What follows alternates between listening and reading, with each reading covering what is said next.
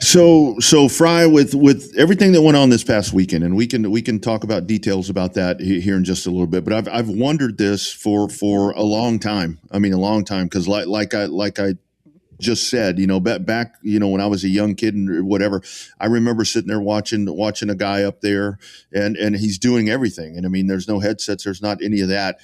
Mhm. What is the protocol these days? I mean, I know you've got race directors. I know you've got scores. You got a lot of people in your ears. Who makes the call on what's happening on the track? I have always assumed and thought that it would be you, because I mean, shit, they're fucking driving right under you. I mean, and you're Right. watching all of this. Who Yeah. does it vary from track to track or series or whatever? Or is that something that before you take a job, is that something where you're like, look, I want to have the say? How does that work now with your job? So it is different. Every racetrack is different. Every series that I've been to so far or been into, it has been kind of similar, but kind of different too as well. Um, like the STEM series that I was flagging with when I went to y'all's track down there at Texana and Corpus and oh god, South Texas Race Ranch and all those tracks down there, I-37. The series that we were in with Kevin Rogers, Mm-hmm. um, me and him would basically bounce things off of each other. Like, hey, did you see that? Or, hey, I saw that 100%. Did you see it? We make sure that we both see it at the same time. If one didn't see it, then they just, went off of the other person. And then we would Yeah. ask, obviously, the track officials, obviously, that's down in the infield, hey, did you see what happened? No, I didn't see it. Or, yes, he went out there and took him out or whatever. Then that's what we go off of, too. So if we couldn't come to an agreement, though, he would go back and look at the replay that he had in the booth, and then that's what he would go off of, and Mm. that's what we would do.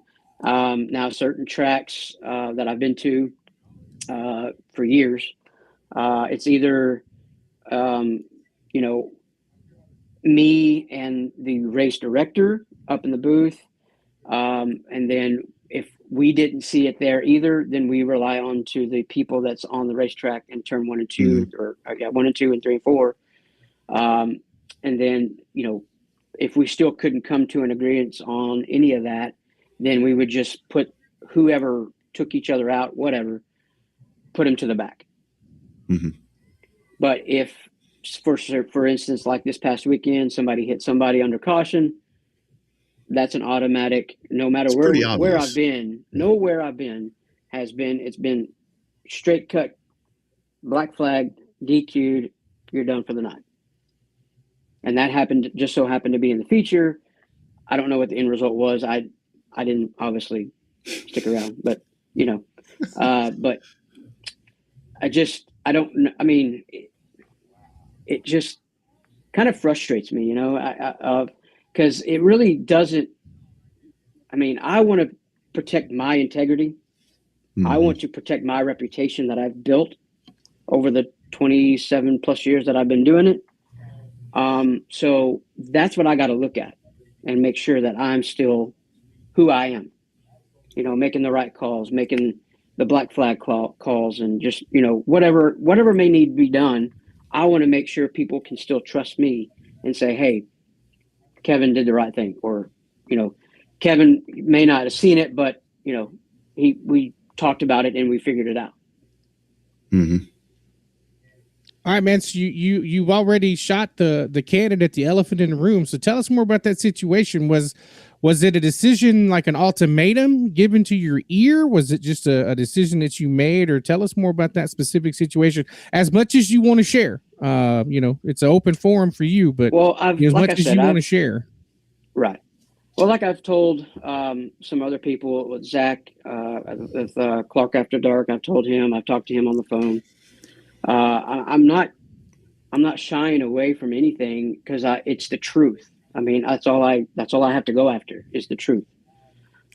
So when that incident happened, when he went back down to the infield to talk to him, um, and then he didn't find him at first.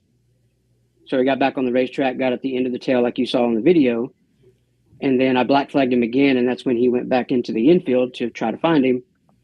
And that's when James came on the radio and said, I didn't see it. Give him his spot back. I was pretty floored after that. I was like, wow, okay. And so when he said that, he, took off, and I black flagged him again. And then he went back down to James and said, I guess talked to him or whatever. I don't know what was said in between those two people, but I told him then, I said, I'm not going green until he gets off the racetrack. And so I guess he didn't hear me. I don't know, because he is kind of hard of hearing. So, I mean, there was obviously cars around him. He probably didn't hear what I said. So Demetrius came back out, and I black flagged him again for the third time, I think. Whatever. I lost count now. Anyway, he went back down to James, and that's when James came back on the radio and says, why are we not giving him his spot back? And I said, I'm not giving him a spot back because I black flagged him, and he hit somebody under caution. We've always done that all year long. If somebody hits somebody under caution, he's done. He's black flagged, DQ'd for the night. I said, give him a spot back. I said, I'm not going green until he leaves the track. And then that's when he said, who's talking? And I said, me, Kevin Fry, the flag guy. He goes, well, hi, I'm James. I'm the promoter. And I said, give him the spot back. I said, James, I'm not going green until he gets off the racetrack. And then that's when he said, okay, I guess you need to get out of the flagstand then. So I packed my stuff. You saw the video, threw the deuces, out. It really seems like in the situation, because as you probably heard, I'm in Indianapolis, so I'm kind of out of tune. But obviously everything's going on, and I see that Fry walks out of the flag stand. I'm like, whatever. And when I kind of went back and did a little bit of the research on it, like you're talking about, a questionable call when you get two cars together, because you're always going to have, I've heard the radio chatter where people on the opposite side of the racetrack are trying to make a call on stuff, and that gets just so convoluted. But I would think, not speaking for you, feel free to answer as you want, like Bobby says, but this one is so obvious. This is, anything under caution when you have contact and so forth like that has to be the frustrating part to you, where somebody's trying to override you. Especially in a situation, somebody that didn't see it, for crying out loud, in the first place. I would think that's kind of like a kick in the privates right there when that happens to you. Mm-hmm. For sure, absolutely.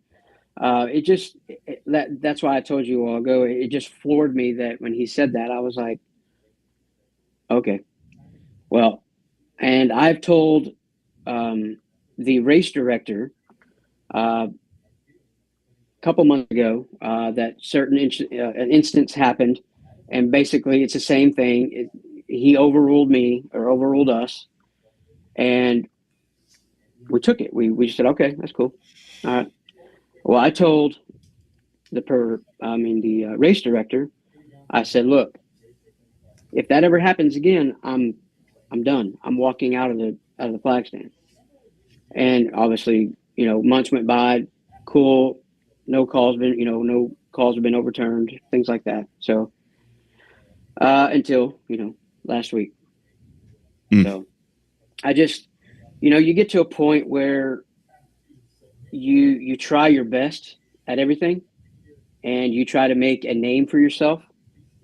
And when somebody does that and kind of tarnishes that, you kind of get fed up with it, and just, you're done. So that's where I was pretty much at. I didn't want to leave the flag stand. That's for damn sure. That just about killed me, because I respect Jana and Jay, because I told them that I would come up there and, I would do the flagging and things like that. So it really killed me for getting out of that flag stand when he said, okay, we don't need you. So, and I told Jana and Jay that too, that night. I said, it absolutely killed me, because I love what I do. So, but, again, me and Jana and Jay are supposed to talk sometime this week and see what we can come up with my future at KSP. So there's three heads involved in the three-headed dragon.